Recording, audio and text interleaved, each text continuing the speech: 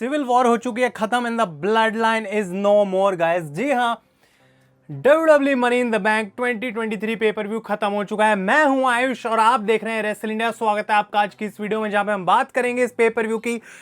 And oh my God, जो एक चीज मैंने ट्विटर पे भी लिखी थी, ट्वीट करी थी और हैशटैग महा MIT भी हम लोगों ने यूज किया ट्विटर पे एज द इंडियन ऑडियंस, जो कि एक महा MITB में रिजल्ट भी हुई। मैंने ट्वीट किया है कि भाई हमें कहीं थिएटर में जाने की जरूरत नहीं है, बिकॉज सिनेमा तो यहाँ घर पे हमारी स्क्रीन में चल रहा है। The blood line civil war is an effing movie. और मैं क्या बात करूं भाई, रोमन रेंस 2019 दिसंबर 15 के बाद आज 1 जुलाई 2023 को पिन हुए हैं। और किससे? अपने खुद के ब्रदर जे ऊसो से। अनबिलीवेबल जो WWE ने आज हमको डिलीवर करके दिया है मनी इन द बैंक में। भाई इतना अनबिलीवेबल पेपर व्यू था और वर्ड्स बार बार एक ही बाहर आएंगे मुझसे, अनबिलीवेबल, बिकॉज वही रीजन था। ये रिव्यू में भी थोड़ा लेंथी जाएगा, बट भाई मुझे जो बोलना है वो मैं बोलूंगा।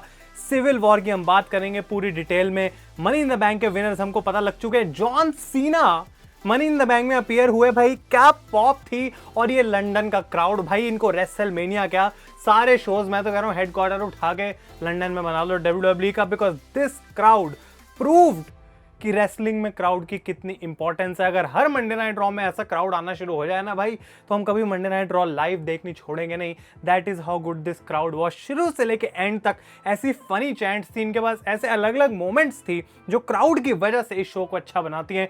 But the blood line civil war is a work, is a masterpiece by Paul Heyman, Triple H, Roman Reigns and the Usos और सोलो सिकोआ। मतलब क्या कर दिया इन लोगों ने आज, मतलब बहुत ज्यादा मजा आ गया। उसके बारे में हम बात करेंगे। लेकिन असली अखाड़ा का जो एपिसोड है रेटिंग्स का मनी इन द बैंक का, वो ऑलरेडी आ चुका है, जहां पे आपको बहुत ज्यादा डिटेल में सब बातें जानने को मिलेंगी मेरी और रोहित के साथ। इतना ही नहीं, असली अखाड़ा पॉडकास्ट में आप लोग हमको इस बार अपनी 5 स्टार रेटिंग्स बता सकते हैं मैचेस की, कि आप इन सारे मैचेस को कितना रेट करेंगे।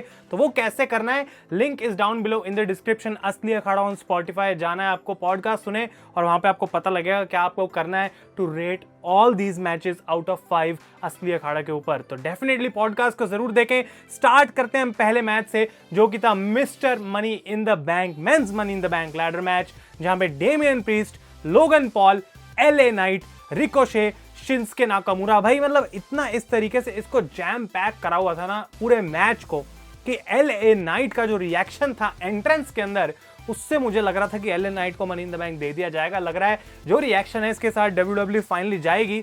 जबकि मैंने लोगन पॉल को पिक करा था, दोनों पिक्स गलत निकले हैं, because Damien priest is mister Money in the bank, जो कि स्टोरी लाइन के हिसाब से देखा जाए तो बेस्ट चॉइस शायद WWE को लगी। उसके बारे में हम बात करेंगे भाई, लेकिन हम पहले कुछ मोमेंट्स डिस्कस करते हैं इस मैच की। Unbelievable, I think one of the best money in the bank matches जो कि हमने रिसेंट मेमोरी में देखा है, वो आज का ये मैच था। माइकल कोल एक क्रिकेट के बैट को रिकॉग्नाइज करना भूल गए, जो कि मेरे लिए थोड़ा फनी था। जैसे कि मैंने कहा, LA नाइट के लिए इतनी चीयर्स हो रही थी कि उनके सामने कोई भी बंदा आ जाए, भाई वो एक हील ही था, उसको बू ही क्राउड यहाँ पे कर रहा था। रिकोशे स्टार्ट करते हैं, पहला जो कमाल का मूव, वो भागते हुए एक लैडर सेटअप होती है, उसके बीच में से कूदते हैं आउटसाइड द रिंग, वो एक कमाल की डाइव थी। लोगन पॉल जो भी करें भाई, लोगन पॉल किसी को हाथ भी लगा दे तो इतनी गंदी बू हो रही थी। अनबिलीवेबल रिएक्शन, एक बार फिर से अनबिलीवेबल जो वर्ड है, आई थिंक मैं 5000 बार इस वीडियो में बोलने वाला हूं, but that is what money in the bank was. Frog splash यहाँ पे लोगन पॉल लगाते हैं डेमियन प्रीस्ट के ऊपर, जो कि लैडर पे लेटे हुए थे आउटसाइड द रिंग, वो बहुत सही थी। लेकिन इसके बाद भी क्राउड लोगन पॉल के लिए चैंट करता है, यू स्टिल सक। तो भाई यूके का क्राउड किसी को जाने नहीं देता है। लोगन पॉल जबकि अच्छा कुछ कर रहे हैं, तब भी उनको यू स्टिल सक की यहाँ पे चैंट्स मिली। रिकोशे 450 स्प्लैश लगाते हैं, बुच और एस्कोबार दोनों इस एक लैडर के ऊपर लेटे होते हैं, जो कि प्लेस थी between the ropes and another ladder. यहाँ पे रिकोशे आगे 450 स्प्लैश लगाते हैं। बुच ने आउटसाइड द रिंग एक मून सॉल्ट लगाई सबके ऊपर टॉप ऑफ द लैडर से। लेकिन जो बेस्ट स्पॉट था इस मैच का, वो था रिकोशे और लोगन पॉल के बीच में, जो कि recreate kind of, I think वो करने की कुछ ना कुछ कोशिश कर रहे थे। कितना फेमस हुआ था उनका वो रॉयल रंबल वाला स्पॉट। तो यहाँ पे लोगन पॉल होते हैं और रिकोशे होते हैं दोनों लैडर के ऊपर। LA नाइट लैडर को गिराते हैं, लेकिन ये दोनों बंदे रोप्स पे अटक जाते हैं और outside the ring 2 tables place थी। रिकोशे लोगन पॉल को रोप्स से ही उठाते हैं और इन दोनों टेबल्स के थ्रू एक स्पेनिश फ्लाई लगाते हैं। डेफिनेटली किसी भी एंगल से ये सही से एग्जीक्यूट नहीं हुई थी क्योंकि लोगन पॉल का सीधा सर ऐसे टेबल्स के अंदर जाके बजा था। तो क्रेडिट टू लोगन पॉल जो कि विलिंग है अपनी बॉडी को इस हद तक लाइन पे डालने के लिए कि एज एन इन्फ्लुएंसर ये बंदा भाई ऑल इन है WWE में एज अ रेसलर भी। तो ये मजा आ गया स्पॉट देख के, कितना कमाल का स्पॉट था। और इस मोमेंट में फाइनली सबको लगा कि भाई LA नाइट की तो विक्ट्री गारंटीड है, वो ऊपर चले गए। But there came Damian Priest, top of the ladder से एक ब्रोकन एरो लगाया जो कि बहुत ही कमाल का मूव था, एक और बहुत अच्छा स्पॉट था। And Damian Priest climbs the ladder, Damian Priest takes out the briefcase. Damian Priest जीत गए यहाँ पे money in the bank men's का लैडर मैच। बहुत ही अच्छा मतलब टॉप क्लास स्टार्ट था यहाँ पे शो के लिए। और डेमियन प्रीस्ट क्यों जीते हैं इसके हम सारे जो आगे एडवांस चीज़ें क्या हो सकता है क्या नहीं हो सकता वो आज की दूसरी वीडियो में बात करेंगे। बहुत सारा कंटेंट गाइस आने वाला है। नेक्स्ट मैच की बात करते हैं, Raquel Rodriguez and Liv Morgan versus Shayna Baszler and Ronda Rousey for the women's tag team championship. और यहाँ पे मतलब काइंड ऑफ मुझे ऐसा लग रहा था कि भाई ये तो बाथरूम ब्रेक वाला मैच है, पर WWE ने कुछ ऐसा एलिमेंट तो यहाँ पे डाला ताकि हमारी इंटरेस्ट जो है इसके अंदर भी बिल्कुल अच्छा से बने रहे। मैच अपने आप में उतना कोई खास नहीं था, लेकिन रकेल रॉड्रिगेज को रोंडा राउजी काइंड ऑफ एलिमिनेट कर देती है आम बार लगा के काफी देर तक। तो यहाँ पे लिव मॉर्गन के पास मौका था जीतने का, but numbers game was against her. और जब फाइनली रोंडा राउजी टैग इन करती है, ऐसा लगता है वो खत्म करने वाली है इस मैच को, उनकी खुद की पार्टनर शेना बेजलर आके उन्हें अटैक कर देती हैं। कोई उसके पीछे रीजनिंग नहीं है, बट ये फायदा जो है वो लिव मॉर्गन और रकेल को मिला। रकेल वापस आती है, अपना बॉम्ब लगाती हैं, and that is how Raquel and live have regained the women's championship. और अगर वो वैसे इस मैच को जीत जाते तो शायद मैं थोड़ा क्रिटिसाइज करता कि क्यों WWE ने टाइटल चेंज करा है। पर अगर इसके पीछे एक स्टोरी में ट्विस्ट है और शेना फाइनली टर्न कर रही हैं और रोंडा के अगेंस्ट हो जाना चाहती हैं, तो वो एक इंटरेस्टिंग स्टोरी बन सकती है। आई थिंक फर्स्ट टाइम ऐसा होगा कि शेना बेजलर के कैरेक्टर में कुछ एलिमेंट्स ऐड करे जा रहे हैं, तो वो मैं देखने के लिए इंटरेस्टेड हूँ। Match was decent but a good twist at the end. Gunther और रिडल का मैच यहाँ पे देखने को मिला फॉर द इंटरकॉन्टिनेंटल चैंपियनशिप। मुझे कोई यहाँ पे डाउट नहीं था कि गुंथर अपने टाइटल को रिटेन करेंगे, और जबकि रिडल को मौका जरूर मिला, I think eight the and मैं कहना चाहता हूँ कि बहुत ही इजी विक्ट्री थी यहाँ पे गुंथर के लिए। कोई उनको बहुत ज्यादा यहाँ पे मेहनत करनी नहीं पड़ी। रिडल के एंकल पे जो टेप लगी हुई थी वो भी उन्होंने उतारी, काफी उनकी लेग को डिस्ट्रॉय कर दिया जो कि पहले से ही हर्ट थी बाय इंपीरियम, और रिडल को एट द एंड टैप करना पड़ा। तो अपने पावर बॉम्ब की भी जरूरत नहीं पड़ी, 500 चॉप लगाने की भी जरूरत नहीं पड़ी, और गुंथर इसी तरीके से हरा देते हैं रिडल को। तो ये रिडल के लिए एक ठीक ठाक मैच था, बट गुंथर रिटेन। लेकिन मैच के बाद guys a Scottish psychopath return, यानी कि ड्रू मैकिंटायर जी यहाँ वापस आए, और ड्रू मैकिंटायर जहां से गए थे बेसिकली वहीं से उन्होंने अपना रिटर्न किया है और गुंथर को फेस ऑफ करा यहाँ पे उन्होंने रिंग के अंदर, और क्लियर कर दी अपनी इंटेंशंस की अभी भी ये इंटरकॉन्टिनेंटल चैंपियनशिप मुझे चाहिए। और इंग्लैंड में जो उनको पॉप मिली भाई, क्या ही अनबिलीवेबल रिएक्शन था। गुंथर यहाँ पे बिल्कुल हैरान थे कि ड्रू मैकिंटायर वापस कैसे आ गया। रेसलमेनिया के बाद पहली बार हम उनको देख रहे हैं, बट यहाँ पे वो अटैक करने की कोशिश करते हैं ड्रू को। ड्रू लगाते हैं पहले अपना ग्लासगो हेडबट, और उसके बाद भाई वो लगाते हैं क्लेमोर किक, और वो रेस करते हैं इंटरकॉन्टिनेंटल चैंपियनशिप को। क्लियरली सेटअप करता है समर स्लैम का mega match, Drew McIntyre versus Gunther for the intercontinental championship, जो कि मे भी एक पॉइंट हो सकता है जहां पे गुंथर अपना टाइटल ड्रॉप भी करें। इंटरेस्टिंग यहाँ पे। और इसके बाद नेक्स्ट मैच की हम बात करते हैं, which was Cody Rhodes versus Dominik Mysterio. मेरे हिसाब से क्राउड ने यहाँ पे इतना अच्छा रोल प्ले करा ना भाई, मजा आ गया। कोडी रोड्स की एंट्रेंस पे एक एक बंदा, मेरे को लग रहा है सिक्योरिटी गार्ड भी जो वहां पे काम कर रहे थे वो कोडी रोड्स का गाना गा रहे थे, ऐसी एंट्रेंस थी। कोडी का खुद का रिएक्शन ऐसा था कि भाई वाओ क्या कर रहा है क्राउड। और जबकि 2-3 हाई पेस्ड मैचेस हमें देखने को मिले, उसके बाद भी ये लोग शांत नहीं हुए भाई, एक सेकंड के लिए शांत नहीं हुए। What an amazing entrance. और सेम चीज डोमिनिक के लिए भी, उनको बहुत ज्यादा बू हो रही थी। रिया रिप्ली बिल्कुल ही अलग हेयर स्टाइल में आज आई थी, काफी कूल उनका मुझे हेयर स्टाइल लगा एज अ हील लुक।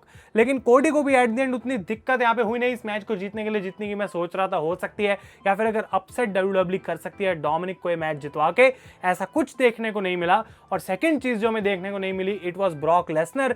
कोई अपीयरेंस उनकी नहीं हुई, मे बी क्योंकि WWE के पास इसके जस्ट बाद एक और बड़ा सरप्राइज प्लान था, तो ब्रॉक लेसनर को उन्होंने मंडे नाइट रॉ के लिए बचा के रखा हुआ है। Cody Rhodes defeated Dominik Mysterio, वो यहाँ पे 619 को ब्लॉक करते हैं, उसके बाद लगाते हैं एक एलाबामा स्लैम, कोडी कटर एंड क्रॉस रोड्स, और कोडी यहाँ पे पिन कर देते हैं डोमिनिक को। Dominik game over.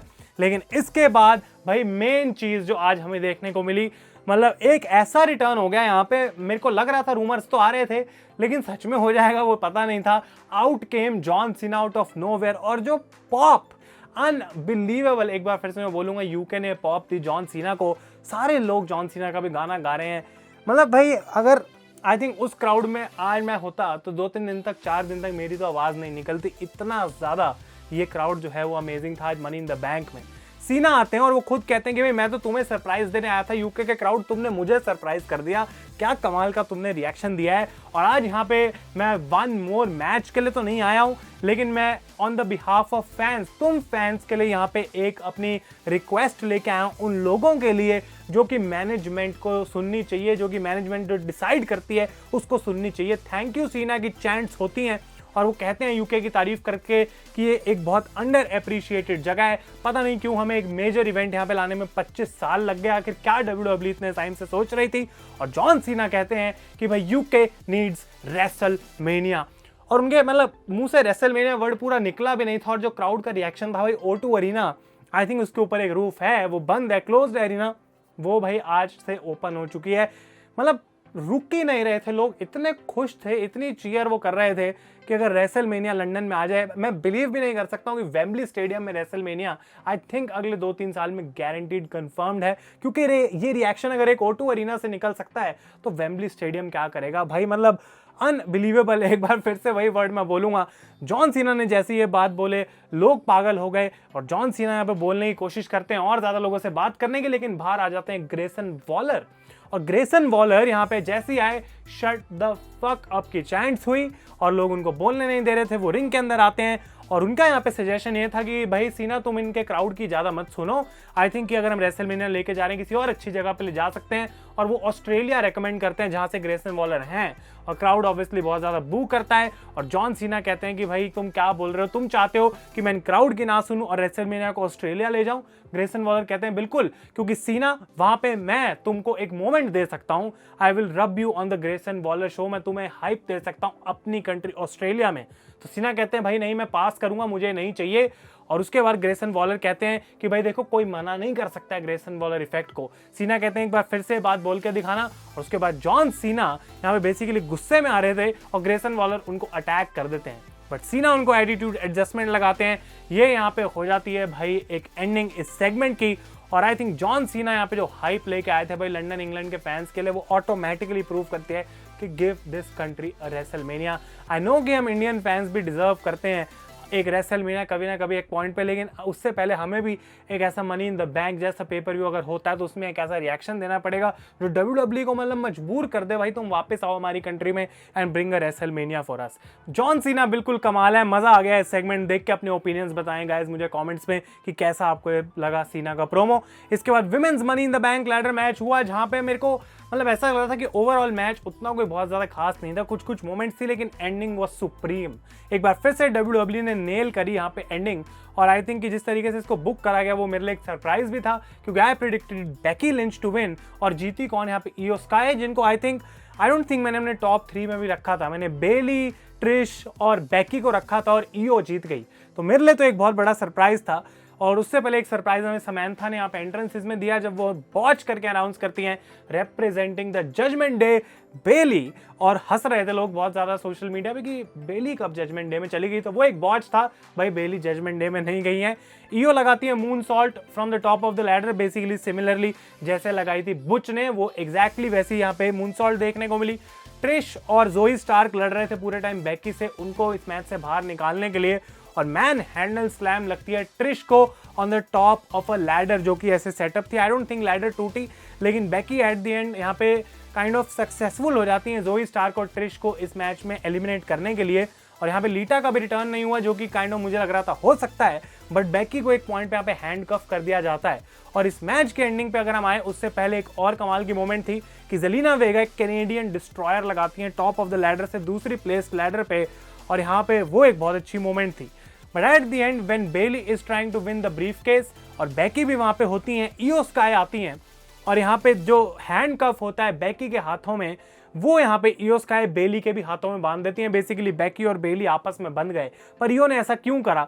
इसलिए क्योंकि जब उससे पहले इयो के पास मोमेंट थी इस मैच को जीतने के लिए, बेली जो है वो लैडर से इयो को नीचे गिराती हैं, जबकि इयो ने वो चीज देखी नहीं थी कि बेली ने मुझे गिराया, पर kind of karma is a bitch, और वो चीज यहाँ पे भाई बेली को मिल गई। और यहाँ पे बेसिकली इयो ऊपर चढ़ती हैं, बेली के कंधे पे पैर रख के ऊपर जाती हैं, मनी इन द बैंक निकाल के जीत जाती हैं इस मैच को। और बेली और बेकी वहां पे कितनी देर तक एक दूसरे से बंधे रहे, बहुत ही कूल मोमेंट थी, बहुत अच्छे तरीके से यहाँ पे विनर बनाया गया है। और इंटरेस्टिंग रहेगा देखना क्या इयो स्काई वर्सेस आस्का आगे मैच हो सकता है, जो कि एक बहुत अच्छा मैच हो सकता है I think for the title. Let's hope कि वो हो और इयो sky is going towards the sky, because उनका ये जो बड़ा पुश है वो स्टार्ट हो गया है।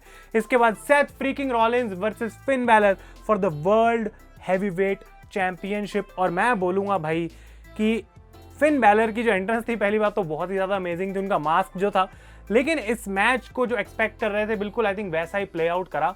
और क्राउड एक बार फिर से फिनोमिनल, मतलब सेथ रॉलिंस का गाना वो इतने टाइम से गा रहे थे, फिन बैलर को वो सपोर्ट कर रहे थे। रेसलिंग वाइज आई थिंक एक अच्छा मैच था, लेकिन एट द एंड में देखने को मिलता है कि सेथ रॉलिंस अपनी रिब्स को जो है वो दिखा रहे थे, अभी भी वो इंजर्ड है, किसी तरीके से 100% नहीं है। और फिन बैलर यहाँ पे कूड ग्रा लगा देते हैं 2 बार।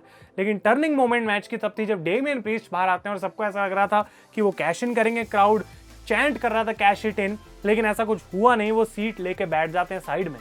लेकिन जब फिन बैलर अपनी कूड़ा ग्रा के लिए इनसाइड द रिंग जाते हैं तो भाई यहाँ पे डेमियन प्रीस्ट खड़े होते हैं, विच डिस्ट्रैक्ट्स फिन बैलर, और फिन बैलर को यहाँ पे एक स्टॉम्प पड़ता है और सेथ रॉलिंस फिन को हरा देते हैं। तो जजमेंट डे के एरर से काइंड ऑफ यहाँ पे सेथ रॉलिंस अपना टाइटल भी रिटेन कर पाए और फिन बैलर के हाथ से मौका निकल गया।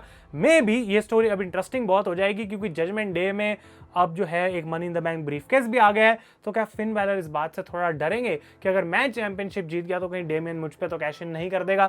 आई थिंक ये स्टोरी बहुत इंटरेस्टिंग डायरेक्शन में लीड हो रही है, but Seth Rollins is still the world heavyweight champion. और फाइनली मुझे टाइम चेक करना पड़ेगा भाई, 16 मिनट का रिव्यू बन गया है, but we are now at the main event. और ये जो आज हमें मैच देखने को मिला है, आई थिंक कि WWE इससे बेटर कुछ दे नहीं सकती है भाई। आई डोंट थिंक इस समय पे हमें कंपैरिजन करना चाहिए, but WWE is the best. अगर हम बात करें स्टोरी टेलिंग मोमेंट्स देने की, भाई क्या मतलब, blood line civil war, Usos versus Roman Reigns, crowd mental था यहाँ पे इस पूरे मैच के अंदर। FU रोमन की चैंट्स, फेक उमागा की चैंट सोलो सिकोआ को, जो कि बहुत हार्श है, FU उमागा की भी चैंट इस क्राउड ने करी। Roman tribal is a W word मैं बोलूंगा नहीं, पर ये सारी जो भाई UK की गालियां हैं, जो US की गालियां हैं, ये सारी रोमन के लिए चैंट आज लगी हैं। कुछ नहीं छोड़ा इस क्राउड ने भाई इसके अंदर, और ऊसोस को जो सपोर्ट मिला है, इट इज मतलब भाई ये चीज ऐसी है कि हमें देखना है। That is why this is cinema. I don't think ये कोई हम फेक बोल सकते हैं या फिर इसको मूवी से कंपेयर कर सकते हैं। It is just cinema. आप देखो, इसको एंजॉय करो, क्या कमाल की इसके अंदर स्टोरी टेलिंग थी। यहाँ पे रोमन रेंस सोलो को मैच स्टार्ट करने देते हैं, पर थोड़े टाइम में वो उन पे ऑर्डर्स बाग करना स्टार्ट करते हैं और सोलो को जबरदस्ती बोलते हैं मुझे टैग कर। सोलो उस पॉइंट पे बिल्कुल खुश नहीं लग रहे थे, लेकिन रोमन रेंस की उन्होंने पूरे मैच में बात जो है यहाँ पे मानी है रोमन रेंस के अगेंस्ट। सोलो एक भी पॉइंट पे नहीं गए, उन्होंने ऐसा कुछ दिखाया नहीं कि मैं भाई जो रोमन के यहाँ पे अगेंस्ट जा रहा हूँ।